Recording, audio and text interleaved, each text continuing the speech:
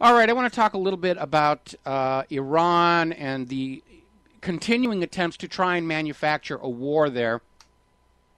As you're already aware, the European Union said it was going to be 6 months before they could stop importing Iranian oil. The news story now is that they're going to honor all of their existing contracts with Iran, but they are not going to issue any new contracts with Iran. So basically they're looking in the next 6 months to find somebody else who can meet their oil needs, which there aren't really very many places they can go to unless the United States decides that they're going to prop up Europe's oil needs with America's oil. What do you think that's going to do to your prices at the gas pump? Are you ready for $10 a gallon gas so that Israel can move us one step closer to war with Iran, which would mean one step closer to war with Russia and China? I'm not. What the European Union did do is ban all trading with Iran in gold and silver, which is more symbolic than practical, and they did freeze some assets, which is fancy government speak for we're going to steal the money that you deposited in our economy. That's what freezing assets means. You were stupid enough to leave your money in our country, we're going to grab it. What this will probably do is result in Iran starting to pull the rest of their money back into their own country, like Venezuela's been doing. Now, we talked about last week about U.S. General Dempsey, the chairman of the Joint Chiefs of Staff. He was over in Israel talking with his counterpart. And the only pronouncement to actually come out of that for public consumption is Israel will give President Obama a 12-hour notice that they're going to attack Iran. In other words, they're going to ring him up in the morning and say the bombs start falling tonight. And they will not give the U.S. any more advance warning than that, which basically underscores the fact that Israel's in control of this war, not the United States of America. So all this talk about we're not going to give Israel permission. Well, basically what Dempsey just came back and said, Israel isn't waiting for our permission. They're going to go, and all they'll do is give us 12 hours notice to get our ducks in a row, so to speak. Now, over the weekend, a little piece of news came in that the United States is sending another carrier to the Gulf region. They're sending the USS Enterprise. And the USS Enterprise obviously is a well-known name with Americans because of the Star Trek TV series. As a matter of fact, one of the Star Trek feature films, the Star Trek feature film number 4, was actually filmed in part on the aircraft carrier, the USS Enterprise. So Leon Panetta was sending them all off to the crew that they're going to the Persian Gulf in a direct message to Tehran. Now, the USS Enterprise is 50 years old. It's the oldest aircraft carrier in the fleet. It's about ready to be retired. In fact, it's scheduled for decommissioning and scrapping next year. Let's see, here's where it gets really interesting. The Enterprise, one of the earliest nuclear carriers built, doesn't have the one or two really big reactors that are specifically built for large ships like a carrier. So the Enterprise is powered with 8 of the little tiny nuclear reactors that Admiral Hyman Rickover developed for the nuclear submarines. And they are very nasty and very dirty, and both the United States and the Soviet Union have a heck of a disposal problem finding out what to do with these reactor cores that are absolutely lethal to be around. So there's a problem there. It can actually cost more to dispose of those 8 reactors and all the associated machinery as radioactive waste than the scrap metal of the old hull is actually worth. So, here we go. With the derailment or delay of the oil embargo to force Iran into a confrontation over the Strait of Hormuz, the U.S. and Israel are looking for another way to get this war going. It's a lovely war, and they want it, and the fact that nobody else does is completely irrelevant. And right now, the U.S. and Israel are looking to find a way to make it look like Iran has started the hostilities, because as long as it's a U.S. overt act or an Israeli overt act, Russia and China have already committed to come into the war on the side of Iran. So in order to prevent that from happening, if the U.S. and Israel can do something that makes it look like Iran has started the war, then Russia and China may stay out.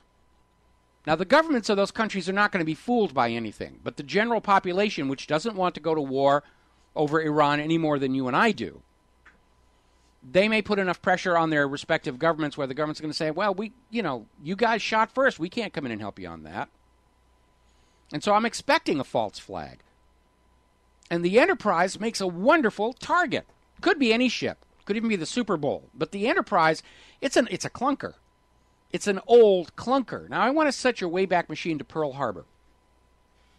December 7th, 1941, and the harbor was filled with a bunch of really old, used-up ships. The Arizona was still considered combat-worthy, but was about to be basically converted for training purposes. Her sister ship, the Utah, had already gone through the conversion, was being used to train gunnery crews. That basically is it. All the modern U.S. Navy ships, the carriers and their fast escorts, were out of Honolulu Harbor, off to the southwest, out of range of the Japanese striking force when the Japanese attacked Pearl Harbor. We now know, because of those documents declassified in 1994, that the Pearl Harbor attack was not a surprise, that President Roosevelt goaded Japan into it because he needed it to look like Japan struck the first blow, even though Roosevelt had been poking at Japan for a year ahead of the time. So now we have the situation. We have the USS Enterprise, the oldest carrier in the fleet. The Navy is looking at a huge expense to decommission her and scrap her and deal with those 8 reactors. Look at how much money the U.S. Navy could save if the Enterprise were to sink in the Persian Gulf and the radioactive mess is somebody else's problem to live with. So what I'm seeing that we need to keep an eye out for, and I wrote this over the weekend, a lot of people picked up and went all over the place with it. We know Israel has these Dolphin submarines that Germany was forced to give her. We know they can launch Tomahawks, Harpoon missiles. The Israelis have their own anti-ship cruise missile called the Popeye. And, of course, conventional torpedoes. These Dolphin submarines from Israel have been seen transiting the Suez Canal on numerous occasions. They could already be in the Persian Gulf right now, lying in wait for a sacrificial lamb. Because right now that Enterprise is worth more as a sacrificial lamb. Remember the Maine! Than it is as an actual weapons platform. So you have a Dolphin submarine up real near the coast of Iran. They fire a torpedo. They destroy the Enterprise and sink it with huge loss of American life. And Obama will be up there in Congress saying, "A day that will live in infamosity. Those dastardly those dastardly Iranians." And we'll be off and running again. It's like the USS Maine in Havana Harbor. It actually blew up from a coal bunker fire. And the president and the press said, "Oh, no, Spain attacked it. We've got to go to war against Spain." They've done it before. They'll do it again. The only thing that will stop them is if we make them doubt that they will be believed this time. And that's what we're trying to do. We'll be back after news and commercials. Here is your host, Michael Rivero. And aloha, America. Welcome back to the show. We're talking about wars, and I emphasize the plural because the United States has invaded, some 10 countries on 2 different continents. Technically, under U.S. military doctrine, it's already a world war. At the moment, it's kind of low intensity unless you happen to actually be on the ground in front of those American guns. Then I guess it's pretty exciting. The concern here, obviously, is that an invasion of Iran is going to bring about a direct conflict between the United States of America, the new Russian republics, and China. China and Russia are already talking about allying against the United States' aggression, the way the rest of the world united against Nazi Germany's aggression in the middle of the last century. We're replaying that history of the last century in front of our very eyes. The only difference is this time the United States gets to play the role of bad guys. So we're now seeing a report from Yemen, and it's backed up by what appears to be some videotape, that American troops are pre-positioned in Yemen. Now, we already know there are 12,000 troops that were in Malta that are on their way to Libya because the Libyan people basically broke into the headquarters of the Libyan transitional government, the one that was supposed to convince the Libyan people that life is so much better under a private central bank owned by private bankers who loan you the public currency as opposed to having a value-based state currency like the gold dinar. And apparently the Libyan people, for some silly reason, they're not buying that. So they broke into the headquarters of the Libyan transitional government, and Obama's saying, "You can't do that. Once we conquer you, you, by golly, stay conquered." So he's sending another 12,000 of your kids into there. And the problem with all of this is those kids out on the front lines, they're not idiots. In fact, they put the smartest ones out on the front lines because they figure they're less likely to wind up dead and, they'll keep the dullards protected. In a way, we're kind of devolving our society by killing off our best minds on those front lines. But they're smart kids out there. And even though they're isolated and even though they're not allowed to read websites like whatreallyhappened.com, even though basically all they know of the world is what is force-fed to them through CNN and military radio and controlled media, they're smart enough to figure out for themselves they're on the wrong side. They're the bad guys. They're not defending America from aggression.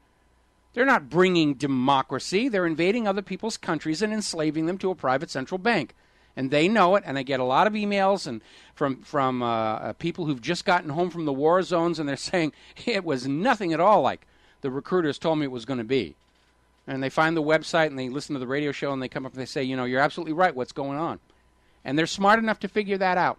And as a result, we've got this problem with military suicides and alcohol abuse, epidemic, drug abuse, epidemic, same thing that we saw in Vietnam. And it didn't help that the CIA was wholesaling the opium into the troops there and then bringing the rest of it back to the United States. Those kids understand they're the bad people. They understand that war is not glorious, it's not good. And as you probably heard on the news break, this Marine who led his unit into these homes in Iraq some years back and killed 24 civilians, including kids. And there was a video of it where we saw this one guy, we're saying, I think this guy's faking it, and one of the troops just pointed the gun at it. It was lying on the floor, not moving, pointed a gun at his head, pulled the trigger, and said, he's dead now. The guy who was responsible for all of this is going to get 3 months in jail for 24 murders. That'll teach him. And we are rightly insulted that Marines who kill 24 innocent people only get 3 months in jail, just like we're insulted that the editor of the Atlanta Jewish Times, he apologizes and he's off the hook for threatening to assassinate the President of the United States. That justice is very much one-sided and biased in this country. But even with such light punishment, I am certain that Marine understands now, looking back, that he probably did wrong. And if he doesn't realize it now, it will come back to haunt him later on. And I saw this again back in Vietnam. A lot of kids I knew went off to Vietnam. Some were drafted. Some were they were ready to go. Yes, I've enlisted. I'm going to go out there. And when they came back, and they were very, very changed. And even when they came back still saying, yes, I did good over there, you could just see over time that inside their head, all of the buried doubts, the guilts started to surface. And it tore a lot of them apart. It absolutely did. This seems like a good point to repeat one of my favorite quotations regarding the true nature of war. Every gun that is made, every warship launched, every rocket fired signifies in the final sense a theft from those who hunger and are not fed, those who are cold and are not clothed. This world in arms is not spending money alone. It is spending the sweat of its laborers, the genius of its scientists, the hopes of its children. The cost of one modern heavy bomber is this: a modern brick school in more than 30 cities. It is 2 electric power plants, each serving a town of 60,000 population. It is 2 fine, fully equipped hospitals. It is some 50 miles of concrete highway. We pay for a single fighter with 500,000 bushels of wheat. We pay for a single destroyer with new homes that could have housed more than 8,000 people. This, I repeat, is the best way of life to be found on the road the world has been taking. This is not a way of life at all in any true sense. Under the cloud of threatening war, it is humanity hanging from a cross of iron. That was a speech by President Dwight D. Eisenhower, a president who actually did serve in combat and who knew well the horrors of war. And as president did everything he could to pull us back from the brink of being a permanent warmongering nation. He opposed the military-industrial complex. He warned us about it in his farewell address. And sadly, possibly because we were being blinded by the corporate media at the time, which serves the defense contractors and not the common good of humanity, we didn't listen. We got lazy, we got complacent, we were watching Father Knows Best and Leave It to Beaver, and we weren't paying attention as we continued on down that road to a permanent warmongering nation that cannot survive other than through conquest and pillage.